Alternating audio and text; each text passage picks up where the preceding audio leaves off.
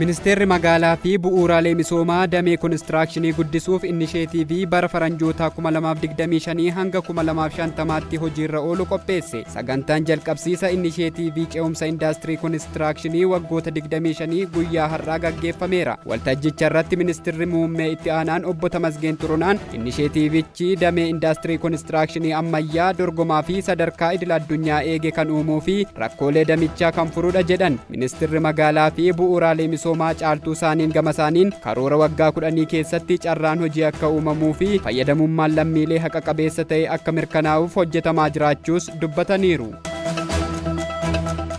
Ida'amuun waliigaltee biyyaalessaa fi misooma waaraa ijaara jedhan pirezidaantii itti aanaan paartii badhaadhinaa obbo Adem Faaraa. Obbo Adem Faaraa yaa'ii paartilee siyaasaa Afrikaa 12ffaa Gaanaa magaalaa Akiraatti gaggeeffamaa jiru irratti haasawaa taasisaniin siyaasni biyyoota hedduu yeroo dheeraaf kan hoogganamu morkii aangoo ajandaalee yeroo gabaabaa fi wal sakaaluu irratti waan ta'eef biyya dadhabsiisaa jiraachuu ibsaniiru. Dhaabbileen siyaasaa akka fedhii isaaniitti osoo hin taane hunda kan haammatan badhaadhinaa fi meeshaa biyyoota nageenyi isaanii mirkanaa'ee ta'uu qabu jedhan.